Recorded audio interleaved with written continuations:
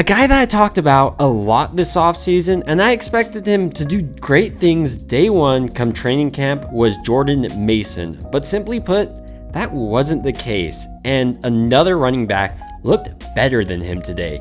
And it's a guy who didn't look better than him a year ago in Tyron Davis-Price.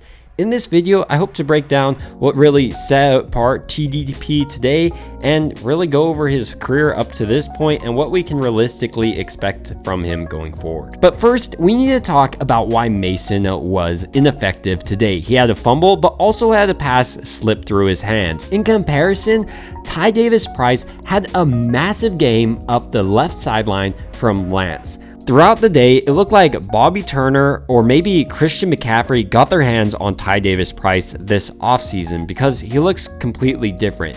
He was consistently explosive through the holes and decisive.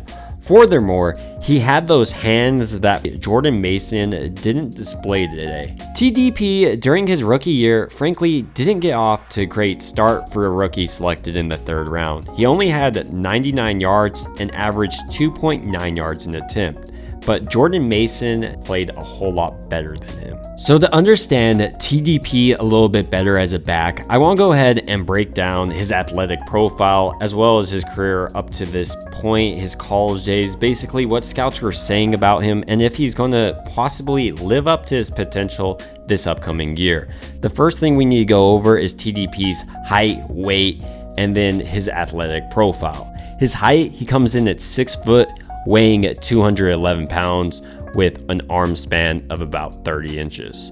His 40-yard dash was 4.48 seconds, and his 10-yard split was an impressive 1.54 seconds. That's actually quicker than Christian McCaffrey's 10-yard split of 1.55 seconds. TDP started his football career at Southern Lab in Baton Rouge, Louisiana. There, he played running back. He was 6'1" and 235 pounds, according to 24/7 Sports.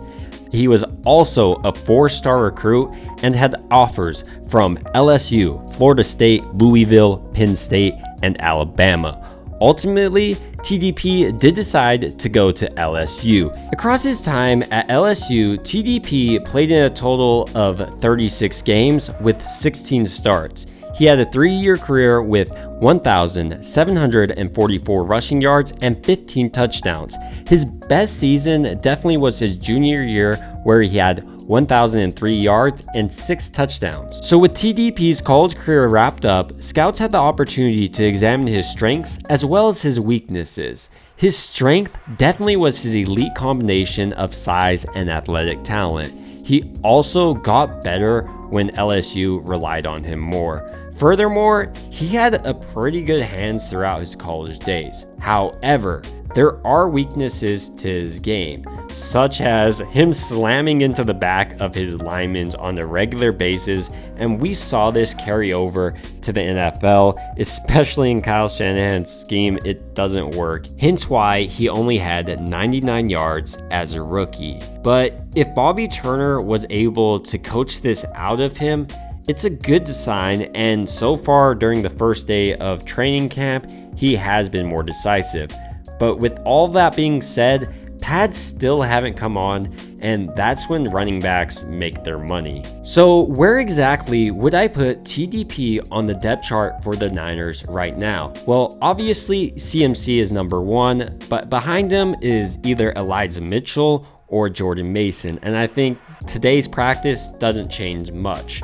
But with him pushing now for the 3rd or 4th role, this running back room is going to be extremely tight competition. We also haven't even mentioned guys like Kalen LeBourne or Ronald Awatt, and both those guys are promising undrafted free agent rookies. Ultimately, today was a short practice, but it is a nice glimpse to see where training camp and this off-season period of preseason games takes us. I'm excited to see where all these competitions plays out and where maybe we see unknown players rise to new heights.